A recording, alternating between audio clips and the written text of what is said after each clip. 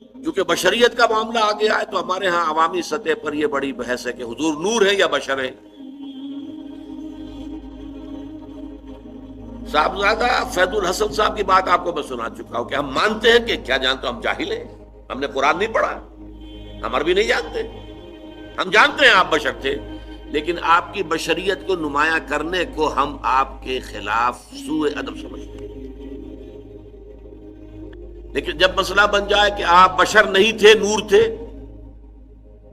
یا نور نہیں تھے بشر تھے, یہ دونوں سٹیٹمنٹس ایکولی رانگ ہیں. آپ بشر تھے نور نہیں تھے یہ بھی غلط,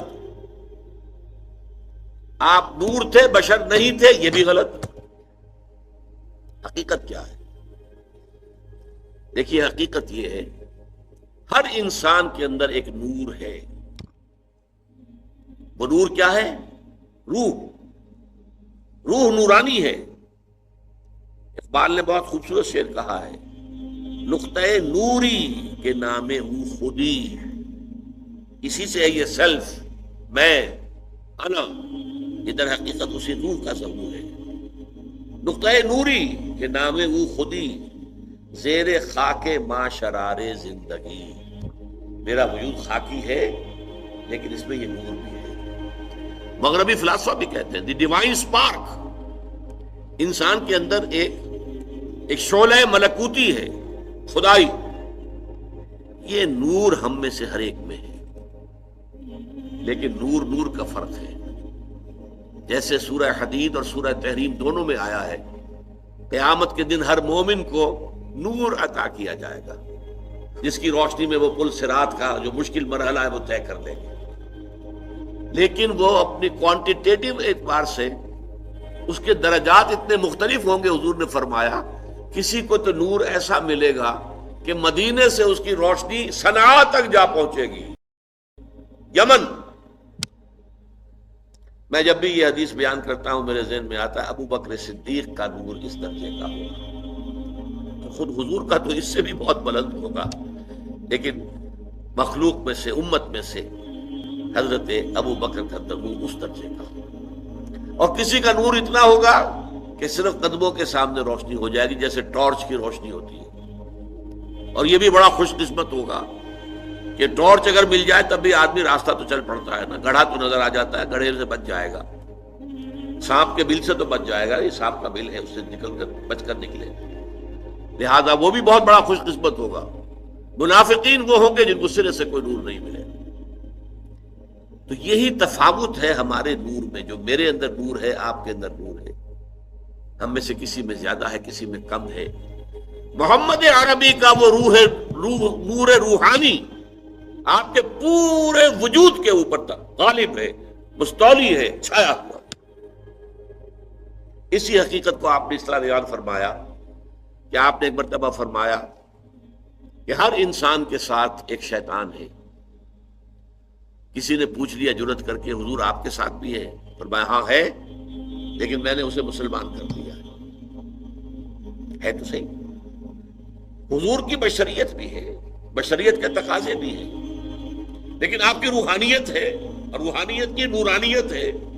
وہ بشریت کے اوپر روحانیت اتنی غالب آ گئی ہے کہ اسے ہم کہہ سکتے ہیں کہ آپ مجسم نور تھے, لیکن نفی نہیں کی جائے گی.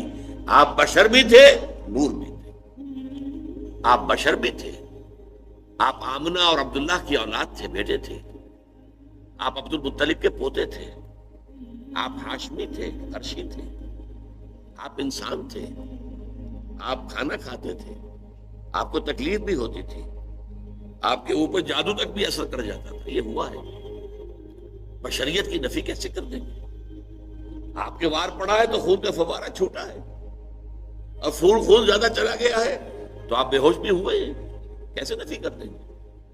لیکن یہ کہ آپ کی نورانیت جو ہے, روح کی نورانیت, روح محمدی, اس کی نورانیت نے اس پورے وجود بشری کو ڈھانپ لیا ہے.